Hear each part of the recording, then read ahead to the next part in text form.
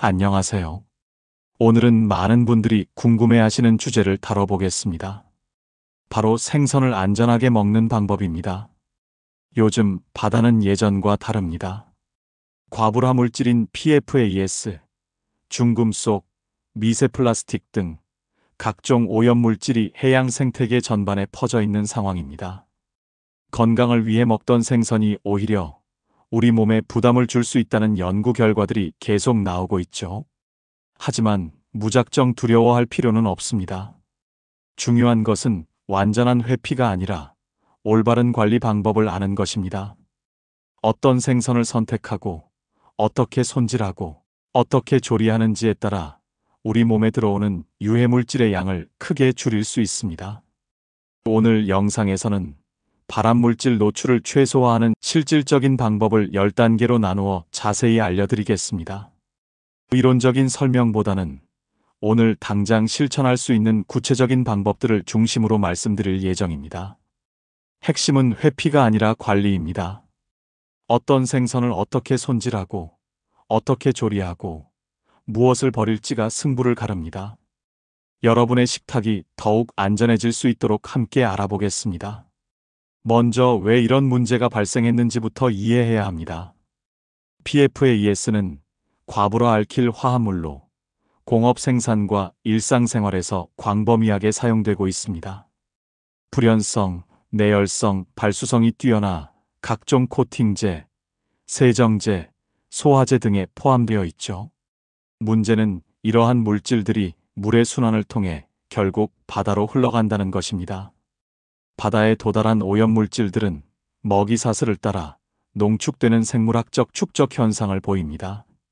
작은 플랑크톤부터 시작해서 작은 물고기, 중간 크기 물고기, 그리고 최종적으로 상위 포식자인 큰 물고기까지 단계별로 농도가 높아지는 것입니다.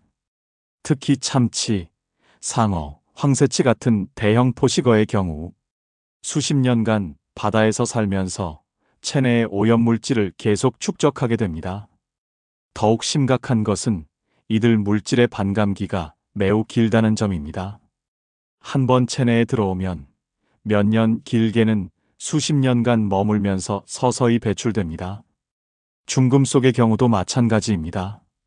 카드뮴, 납, 수은 등은 산업활동과 환경오염으로 인해 바다에 유입되며 생선의 간과 신장, 그리고 혈압육 부위에 주로 축적됩니다. 미세 플라스틱은 우리가 사용하는 플라스틱 제품들이 분해되면서 생성되는 미세한 입자들로 생선의 소화기관을 통해 체내로 들어옵니다. 이런 상황에서 중요한 것은 한 번의 완전한 회피보다는 매 끼니마다 조금씩이라도 노출을 줄이는 것입니다. 오늘부터 실천할 수 있는 구체적인 방법들을 하나씩 살펴보겠습니다. 이제 본격적으로 안전한 생선 선택 방법을 알아보겠습니다. 첫 번째 원칙은 생선의 종류를 구분하는 것입니다. 상위 포식어는 가능한 피해 주시기 바랍니다.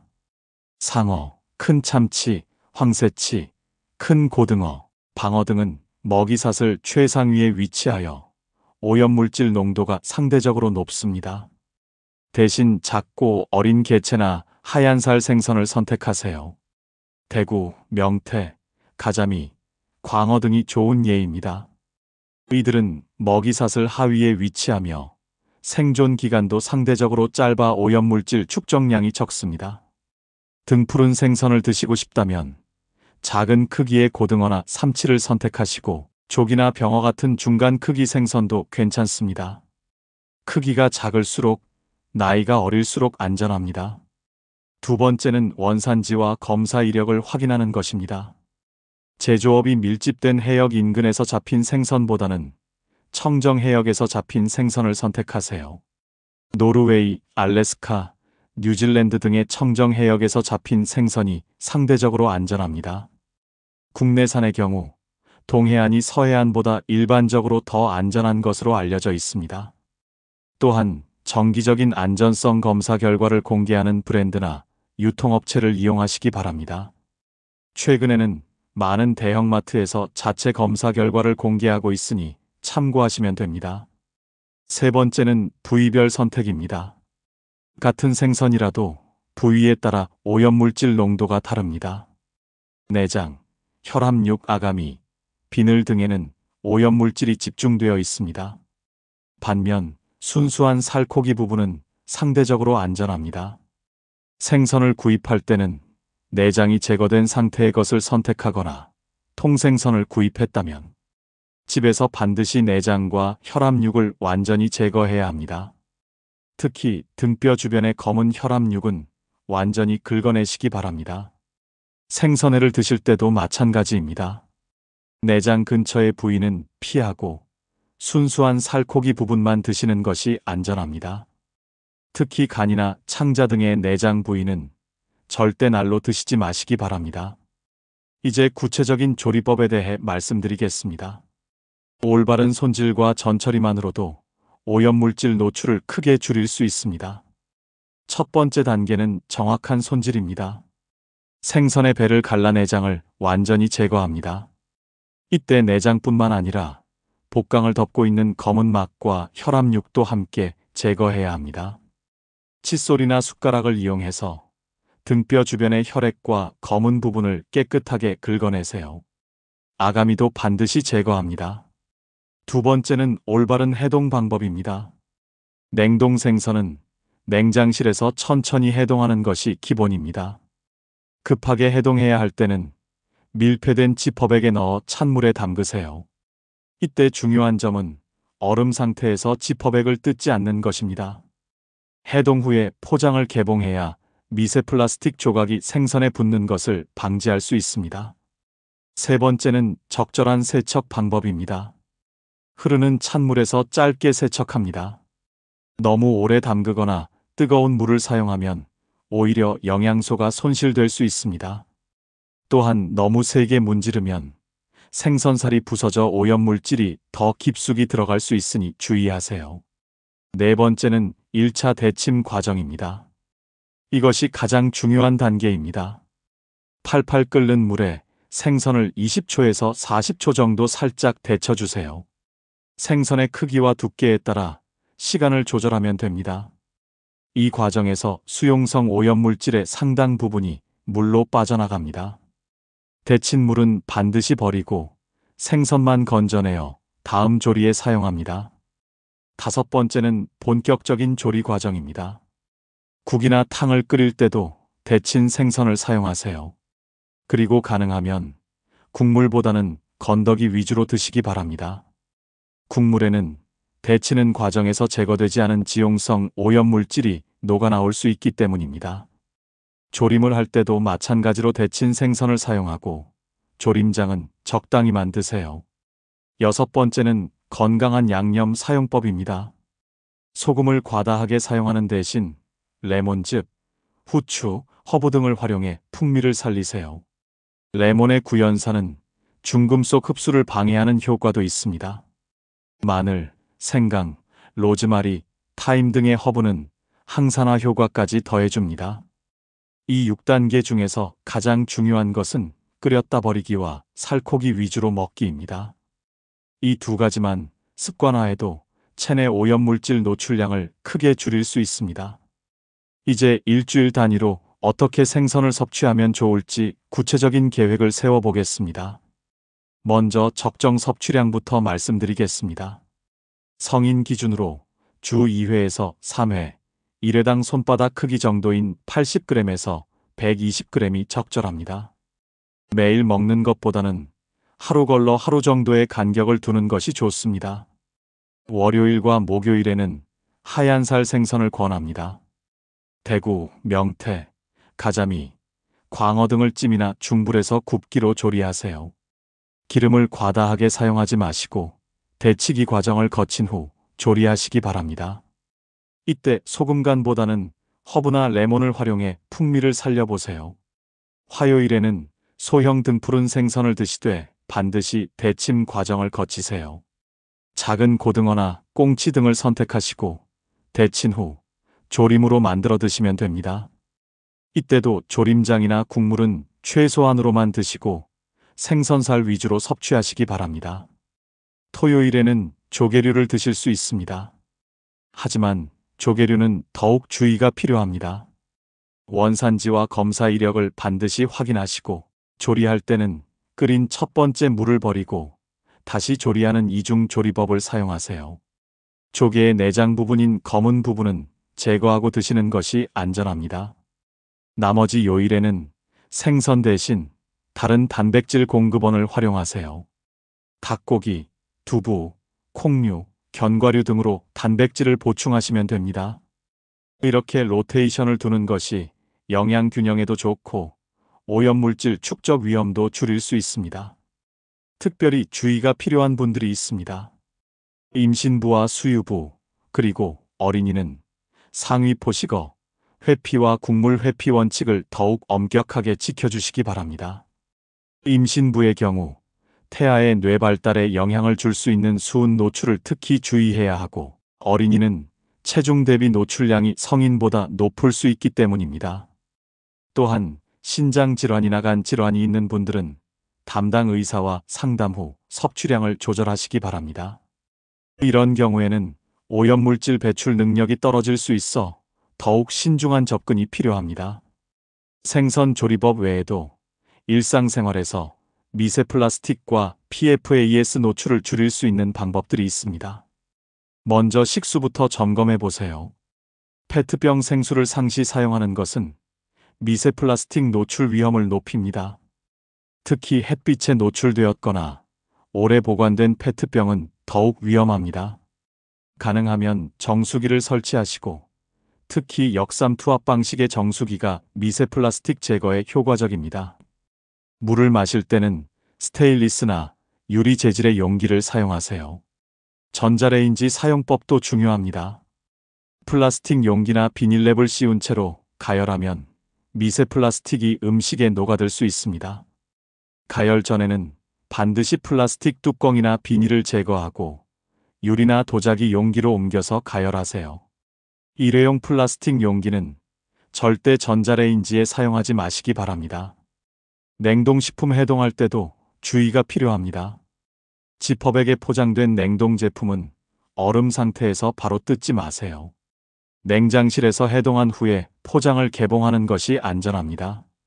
얼어 있을 때 포장을 뜯으면 미세 플라스틱 조각이 음식에 붙을 가능성이 있습니다.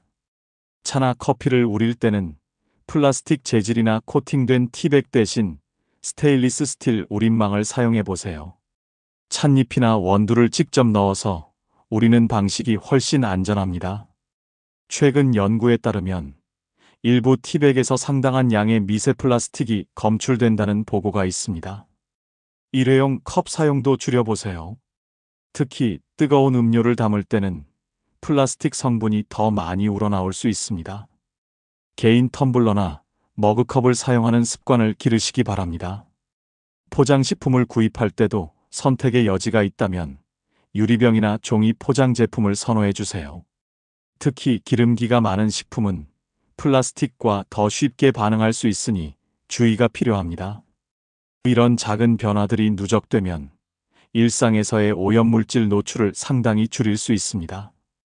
완벽하게 모든 것을 바꿀 필요는 없고 할 수 있는 범위에서 하나씩 실천해 보시기 바랍니다. 조리도구의 선택과 관리도 안전한 식사를 위해 중요합니다. 스테인리스 스틸 조리도구는 비교적 안전하지만 올바른 사용법이 필요합니다. 사용 후에는 완전히 세척하고 물기를 제거해서 보관하세요. 산성이 강한 토마토나 식초를 이용한 요리를 장시간 보관하면 부식이 진행될 수 있습니다.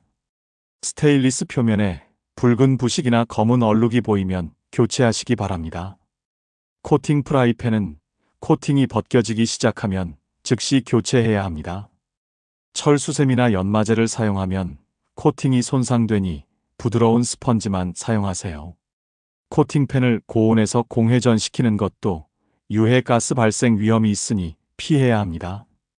중불 이하에서만 사용하시고 스크래치나 벗겨짐이 보이면 주저없이 교체하세요. 멜라민 수지로 만든 그릇들도 점검이 필요합니다. 표면에 흠집이 보이거나 변색이 시작되면 교체하시기 바랍니다. 특히 뜨거운 국물이나 산성 음식에는 사용을 피하는 것이 좋습니다. 어린이용 식기 중에 멜라민 제품이 많은데 정기적으로 상태를 확인해 주세요. 실리콘 조리도구는 내열성이 좋지만 오래 사용하면 표면이 끈적거리거나 냄새가 날 수 있습니다. 이런 증상이 나타나면 교체하시는 것이 좋습니다. 여론 선택도 중요합니다. 가스레인지를 사용할 때는 환기가 가장 중요합니다. 창문을 2곳 이상 열고 레인지 후드를 함께 가동하세요. 연소 과정에서 발생하는 각종 가스와 미세먼지를 신속하게 배출해야 합니다. 특히 겨울철에 환기를 게을리하면 실내 공기질이 크게 나빠질 수 있습니다. 가능하다면 인덕션이나 하이라이트 등 전기 조리 기구로의 전환을 검토해 보세요. 실내 공기질 관리에 도움이 됩니다. 다만 인덕션은 전용 용기만 사용할 수 있고 하이라이트는 열효율이 다소 떨어질 수 있다는 점을 고려해야 합니다. 조리 중에는 가급적 주방에 머무르는 시간을 줄이고 조리 후에도 환기를 계속해 주세요. 특히 기름을 사용한 요리 후에는 더욱 철저한 환기가 필요합니다. 정기적으로 조리도구들을 점검하는 습관을 만드시기 바랍니다. 한 달에 한 번 정도는 모든 조리도구의 상태를 확인하고 문제가 있는 것은 과감히 교체하는 것이 건강을 위한 현명한 투자입니다. 일상에서 사용하는 화학 제품들도 PFAS 노출의 주요 원인 중 하나입니다. 구강청결제 사용법부터 살펴보겠습니다. 구강청결제에는 항균 성분과 함께 PFAS가 포함되어 있을 수 있습니다. 사용 후에는 반드시 깨끗한 물로 한 번 더 헹구어 주세요. 삼키지 않도록 특히 주의하고 어린이가 사용할 때는 어른이 지켜봐 주시기 바랍니다. 가능하면 천연 성분의 제품을 선택하거나 사용 빈도를 줄이는 것도 좋은 방법입니다. 방향제와 소독제 사용에도 주의가 필요합니다. 분사 후에는 즉시 환기를 실시하세요. 밀폐된 공간에서 장시간 분사하는 것은 금물입니다. 특히 침실이나 어린이 방에서는 사용을 최소화하고 사용했다면 충분히 환기한 후에 들어가세요. 자동 방향제보다는 천연 방향제나 환기를 통한 냄새 제거가 더 안전합니다. 청소용품 선택과 사용법도 중요합니다. 강력한 세정력을 자랑하는 제품일수록 PFAS 함량이 높을 가능성이 있습니다. 가능하면 천연 성분 위주의 제품을 선택하고 사용할 때는 장갑을 끼고 환기를 충분히 하세요. 청소 후에는 물걸레로 한 번 더 닦아서 잔여물을 제거하는 것이 좋습니다. 카펫이나 소파의 얼룩 제거제도 마찬가지입니다. 사용 후에는 선풍기나 환풍기를 이용해 빠르게 건조시키고 가능하면 창문을 열어 환기해 주세요. 사용 중에는 마스크를 착용하는 것도 도움이 됩니다. 화장품과 개인용품도 점검해 보세요. 방수 화장품이나 네일 제품에는 PFAS가 포함되어 있을 수 있습니다. 성분표를 확인하고 가능하면 PFAS 프리 제품을 선택하세요. 특히 입술에 사용하는 제품은 더욱 신중하게 선택해야 합니다. 세탁할 때도 주의점이 있습니다. 방수 기능이 있는 의류나 카펫은 세탁 시 PFAS가 세탁물에 옮겨질 수 있습니다. 이런 제품들은 따로 분리해서 세탁하고 세탁 후에는 충분히 헹구어 주세요. 핵심은 필요할 때만 최소량으로 짧게 사용하고 사용 후에는 즉시 환기하는 것입니다. 이 4가지 원칙만 기억하셔도 일상에서의 노출을 크게 줄일 수 있습니다. 완전히 사용하지 않기는 어렵지만 현명하게 사용하는 것은 충분히 가능합니다. 생선과 함께 자주 섭취하는 다른 식품들의 안전성도 살펴보겠습니다. 해조류의 요오드 함량에 주의가 필요합니다. 미역, 다시마, 김 등은 영양이 풍부하지만 제품별로 요오드 함량 편차가 큽니다. 특히 다시마의 경우 과다 섭취하면 갑상선 기능에 영향을 줄 수 있습니다. 해조류를 이용한 국물을 드실 때는 국물보다는 건더기 위주로 드시고 매일 섭취하기보다는 일주일에 2~3번 정도로 조절하세요. 참깨와 참기름 선택에도 신경 써야 합니다. 참깨는 재배 과정에서 농약이나 중금 속에 노출될 가능성이 있습니다. 가능하면 원산지와 잔류농약 검사 결과를 공개하는 브랜드를 선택하세요. 국내산이나 유기농 인증 제품이 상대적으로 안전합니다. 수입산 참깨는 검사 기준이 다를 수 있으니 더욱 주의 깊게 선택하시기 바랍니다. 어린이가 자주 섭취하는 간식류의 식품 첨가물도 확인해 보세요. 특히 식용색소인 적색 3호, 황색 4호 등은 일부 연구에서 건강에 대한 우려가 제기되고 있습니다. 성분표를 확인해서 불필요한 색소가 들어간 제품은 피하시고 가능하면 천연 색소를 사용한 제품을 선택하세요. 조미료 사용량도 조절해야 합니다. 과도한 나트륨 섭취는 신장에 부담을 주어 중금속 배출 능력을 떨어뜨릴 수 있습니다. 소금 대신 천연 향신료나 허브를 활용해 맛을 내보세요. 마늘, 생강, 고추, 후추 등은 항산화 효과도 있어 일석이조입니다. 가공식품 선택 시에는 성분표를 꼼꼼히 확인하는 습관을 기르세요. 방부제, 산화방지제, 유화제 등이 과도하게 들어간 제품보다는 단순한 성분의 제품을 선택하는 것이 좋습니다. 특히 어린이 식품은 더욱 엄격한 기준으로 선택해 주세요. 이제 오늘부터 실천할 수 있는 구체적인 7일 계획을 말씀드리겠습니다. 1일차에는 생선 데치고 버리기를 연습해 보세요. 20초에서 40초간 끓는 물에 데치고 그 물은 버리는 것입니다. 2일차에는 개인 머그컵과 스테인리스 우린망을 준비해서 티백 대신 사용해 보세요. 3일차에는 페트병 사용을 줄이고 정수기와 개인 텀블러를 사용하는 습관을 시작하세요. 4일차에는 가스 사용 시 창문 2곳 이상 열기와 후드 가동을 루틴으로 만들어 보세요. 5일차에는 집에 있는 모든 팬과 조리도구를 점검해서 부식이나 스크래치가 있는지 확인하세요. 6일차에는 방향제나 소독제 사용 후 즉시 환기하는 습관을 체득하세요. 7일차에는 한 주간의 생선 메뉴를 계획해 보세요. 하얀살 생선, 소형 등푸른 생선, 조개류를 로테이션으로 배치하고 나머지 날은 다른 단백질로 대체하는 계획을 세우시기 바랍니다. 오늘 말씀드린 내용들을 모두 완벽하게 지킬 필요는 없습니다. 완벽한 회피가 아니라 현명한 관리가 목표입니다. 여러분이 할 수 있는 범위에서 하나씩 실천해 보시기 바랍니다. 여러분의 작은 선택 하나하나가 여러분과 가족의 건강을 지키는 큰 변화가 될 것입니다. 오늘부터 한 가지씩만 바꿔보세요. 건강한 식탁은 하루아침에 만들어지지 않지만 올바른 습관의 누적으로 반드시 만들 수 있습니다. 구독과 알림 설정 잊지 마시고 댓글에 오늘 당장 시작할 한 가지를 적어주세요. 다음 편에서는 외식할 때와 회를 먹을 때 안전하게 선택하는 방법에 대해 더 자세히 다뤄보겠습니다. 감사합니다.